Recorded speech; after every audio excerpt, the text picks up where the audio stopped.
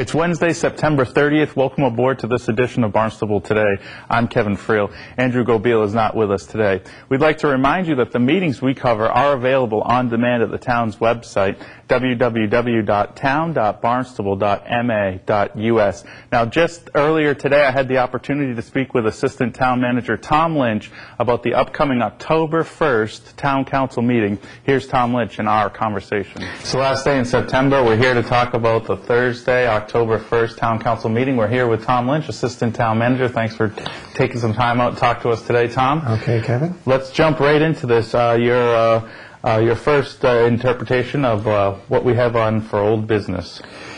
Well, we have a busy agenda. The council has a lot of issues to look at. Again, the first item that we're looking at is the appropriation for the town hall repairs. At the last meeting, a couple of councils raised issues around the materials that were going to be used, the products that were going to be used on the roof and the windows and the various historical and nature of those products. So the consultant and we agreed to go back and look at the products we were using, come back with an alternative, and to price those alternatives out.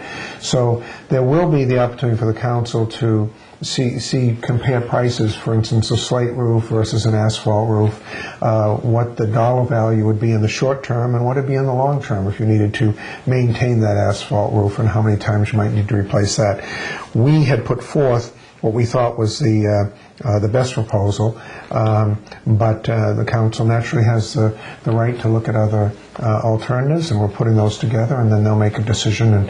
And there may not be a vote on that. They may need time to evaluate the information we give them, look at the materials, and then get back to us. But this has been on the agenda a couple of times now, and it might be on another time in addition to that. Let's talk about some more of the Community Preservation Committee. They had an appropriation for open space. Where's the open space? And it's down in Cotuit. I believe it's 671 Main Street in Cotuit. There's a developer is wanting to do an affordable housing project down there, actually a housing development with a couple of affordable units. There's area of land owned by the Cotuit water company, and they're concerned about the water quality issues. So CPC, the Community Preservation Committee, has voted to appropriate $137,500, and that money will be matched by the Cotuit Water District. Over an acre will be restricted from development. The project will be reduced in size and density, and that's an item before the before the council to consider. Okay, let's talk about the regulatory agreement that the town manager may enter into at 46 North Street. It's the former Verizon building. Could you where is that building on? That's it's kind of toward the far end of North Street. It's up kind of off to the right of Puritan and that area, and it's.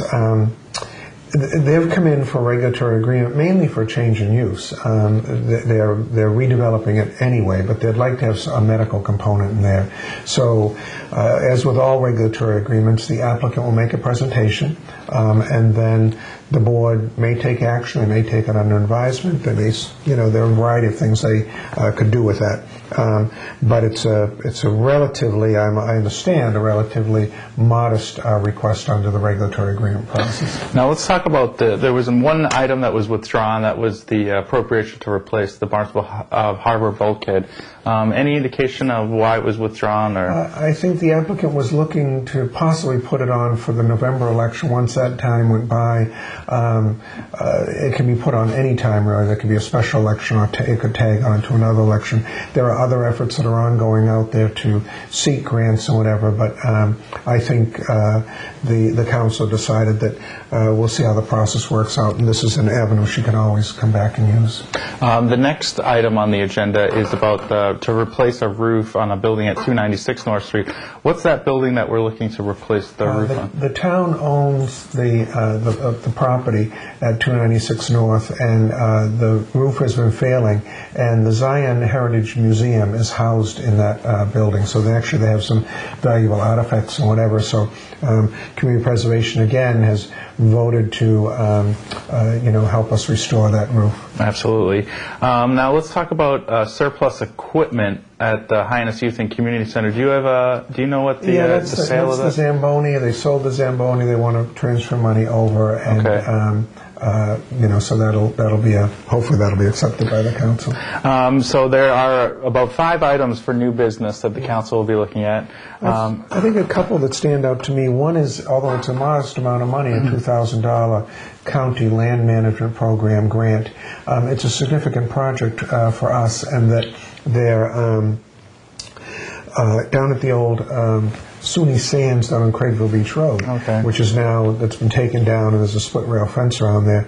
There's a coastal mitigation nursery that we're looking to, property management and growth management is looking to put into place. And this will help with the plantings of natural grasses, and the idea being, the goal of the project is that when we need these plantings for nutrient management, nutrient issues on the coast or various areas where we put these natural grasses out, we'll, instead of going to a nursery to buy them, actually be supplying them ourselves. So it's a kind of an exciting project that we're looking forward to implementing. Fantastic. The changing of locations for the precinct polling, is that... Yeah, that's an important one that I think residents need to be aware of. The town clerk has proposed over some of the upcoming special elections. As you know, we have one for the United States Senate, we have the primary coming up, we have, and so some of the polling places we use can't accommodate us all the time. So the town council needs to adopt the changes. Voters will be getting in the mail, and they should be looking for postcards that will be telling you what election your precinct may change for and where you will be voting. So I expect to get one in my precinct. I'm going to be looking for it, and there's a long list of those, and people should look very carefully as to whether they may vote someplace other than where they usually vote. Great, Tom. Anything else you'd like to add about this agenda? Yes, I think there are some grants at the end that are under public safety, and I think it's important to note that the town of Barnstable goes out and is actually the grant administrator for some of these in the police department. And while we're going to be getting some more bulletproof vests and some other computer equipment and whatever from them, we're also administering them in this case for Bourne and Falmouth and Yarmouth. And so I compliment the police department for going out there and trying to seek these grants on a regional basis and then administering them so that the federal government knows we're spending the money properly. Fantastic, Tom. I just would like to change gears a little bit, shift away from the agenda for this week.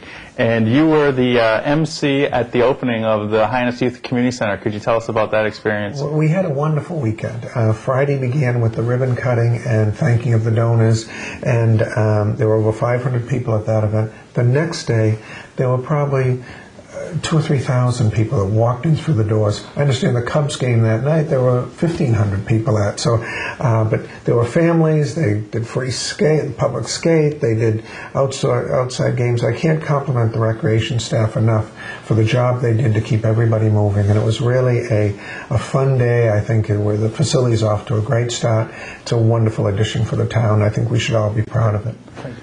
Again, Assistant Town Manager Tom Lynch discussing Thursday, October 1st Town Council meeting. Now let's take a look at the meeting schedule for the remainder of the week. There's nothing scheduled on Wednesday. On Thursday, of course, the Town Council is going to meet at 7 o'clock in the Town Hall hearing room.